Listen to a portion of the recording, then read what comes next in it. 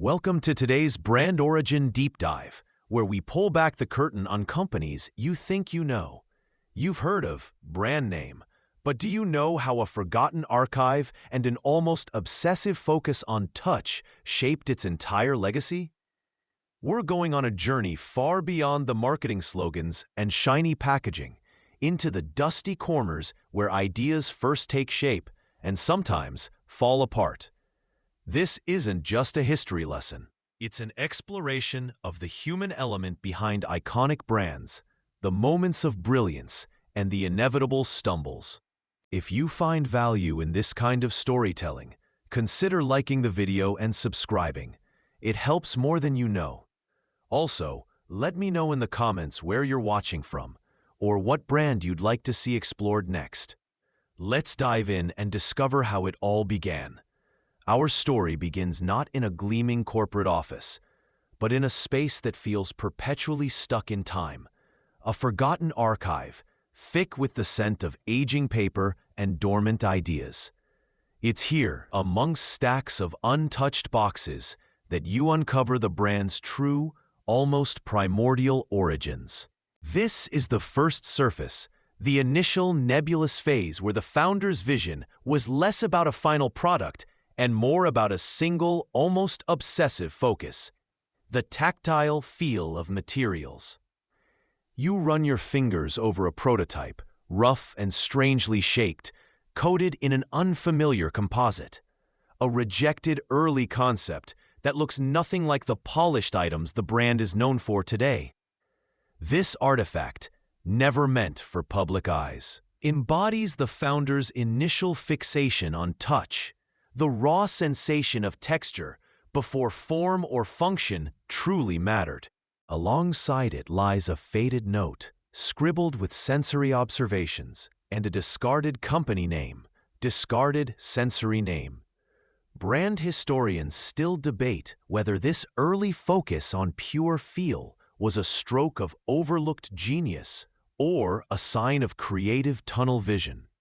This intense, almost naive optimism about the power of tangibility carries an undercurrent of silence in the disused storage space, an unsettling stillness that hints at the personal cost and immense difficulty of translating an internal, sensory world into something the external world can grasp and ultimately buy.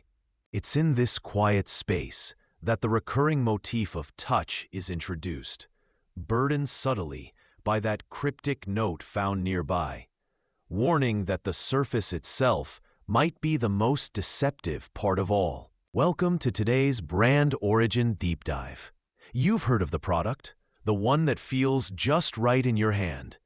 But do you know how a reclusive visionary's obsession with texture, a disastrous product launch, and a bitter falling out reshaped its global image forever?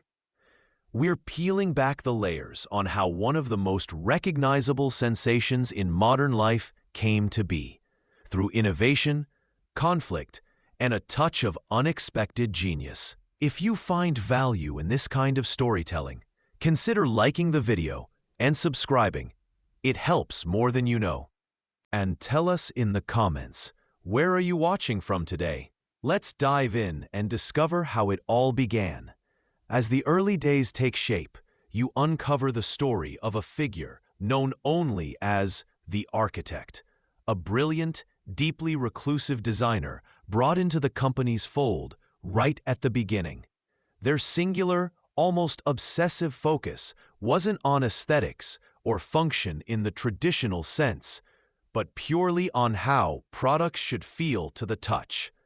This becomes a core, albeit initially controversial, pillar of the brand's emerging identity. You witness their intense, almost symbiotic collaboration with the founder, a period of electric creative energy captured in surviving early concept sketches that prioritize tactile sensation over visual form. Think sculpting clay before even drawing lines. But this intense partnership harbors the seeds of conflict. The major historical milestone here is a disastrous early product line, a commercial failure dubbed internally as the grip mishap. This failure directly reflects the clash between the designer's radical, touch-centric ideas, including a unique, almost jarring texture intended to evoke a raw, earthy feel, and the market's need for something more conventionally palatable. Imagine touching a product and finding it feels sandpaper adjacent when you expected smooth plastic. Old meeting notes, a quirky lesser-known detail preserved in the archives, crackle with the tension. Documenting heated debates about surface friction and user expectation versus artistic vision. The emotional shift from shared creative vision to deep personal betrayal and artistic conflict is palpable, charting the course of their eventual, bitter falling out. The motif of surface friction isn't just about the product. It's the friction between people, ideas, and market reality. Analysts continue to question the reasoning behind prioritizing such a radical tactile approach so early on. There are hints, however, that the architects' failed ideas about feel would later resurface, perhaps exploited, in ways no one could have predicted. Welcome to today's Brand Origin Deep Dive, where we pull back the curtain on the stories behind the products you know and love. You've heard of the product, but do you know how a forgotten warehouse accident and a colorblind designer reshaped its global image forever? We're tracing the unexpected path of a company that stumbled into greatness, learning that sometimes the biggest innovations are born from the tightest corners. If you find value in this kind of storytelling, consider liking the video and subscribing. It helps more than you know. Tell us in the comments where you're watching from, or what brand story you'd love for us to explore next. Let's dive in and discover how it all began. Building on what came before, the brand now faces a stark reality: survival. This forces the creation of their very first iconic product. It wasn't the result of a grand vision laid out on a whiteboard. Instead, it was born from desperate circumstance, a scramble to get something viable to market. You pore over the yellowed design notes, noticing sketches that seem familiar but distorted, whispers of the erased designer's forbidden concepts perhaps incorporated through compromise or hidden influence by engineers just trying to meet deadlines. A major historical milestone unfolds as the first prototype rolls off a makeshift assembly line. What you uncover in an optional embedded artifact, a leaked internal manufacturing specification document, reveals a crucial, almost absurd cost-saving measure, substituting a high-grade spring for a cheaper, slightly stiffer one. This wasn't intended for user experience. It was purely about the bottom line. Yet this quirk inadvertently created the product's now legendary, distinctive feel. You feel it yourself, perhaps imagining the satisfying click of its activation button or the unique grain of its casing, a sensory detail that would captivate millions. Contrast this with the sterile, controlled environment of early focus groups, where initial reactions were lukewarm confusion, versus the chaotic energy of the design lab where this tactile quality emerged. The emotional shift is dramatic. From initial public skepticism, people suddenly develop a widespread, almost irrational emotional connection with this seemingly simple object. The motif is clear. This iconic feel is revealed to be rooted in constraint and the ghost of a forgotten genius. Brand historians still debate whether this was accidental genius or a subtle act of rebellion from the engineering team, hinting at something deeper, a reason why this specific tactile quality resonates so profoundly, perhaps beyond mere function. As we slow down and reflect on this journey, a few key takeaways emerge. The brand's legacy isn't just in the products themselves, but in the messy human story of their creation. You see how constraint wasn't a barrier, but a strange catalyst, forcing unexpected pathways to innovation. The cultural symbolism of that first product, born of desperation and compromise, became a testament to finding beauty and connection in the imperfect. The lesson learned here is profound. Sometimes, the most impactful elements of a brand, the things people genuinely connect with, aren't planned in boardrooms, but bubble up from necessity, accident, or the lingering influence of ideas deemed too radical. You witness how a company's vulnerability can forge its most enduring strength. And maybe, just maybe, the soul of a brand is never in its product, but in the people, stories, and stumbles that shape it. Building on what came before, the brand enters its era of global dominance. You witness a transformation, perhaps inevitable, as the passionate startup solidifies into a corporate machine. Internally, the focus shifts dramatically. It's no longer about revolutionary ideas, but ruthless scalability, polished marketing, and ironclad control. The founder, once hands-on, becomes more distant, an autocratic figure whose original vision is now interpreted through layers of management. Original collaborators, the very souls who infused the brand with its initial fire, are often sidelined or find their philosophies quietly erased. The feel that defined the brand, that unique, almost quirky sense of connection, becomes commodified. It's a calculated marketing asset, losing its authentic root. A core early design principle centered on embracing imperfection, that human feel is explicitly abandoned for profitability and mass production uniformity. An infamous internal zero-defect mandate memo from this period even labeled these charming quirks as unacceptable production errors, causing quiet internal dissent. Sensory details abound. The cold, expansive perfection of the new corporate headquarters feels sterile compared to the old, chaotic workshop. Later product designs are sleekly repetitive, lacking the subtle variations of earlier iterations. The emotional shift is palpable. Revolutionary passion yields to corporate rigidity. Analysts continue to question the reasoning behind sacrificing the brand's soul for scale. The polished, perfect surface of the brand now represents something that hides underlying pressure or growing hollowness within the structure.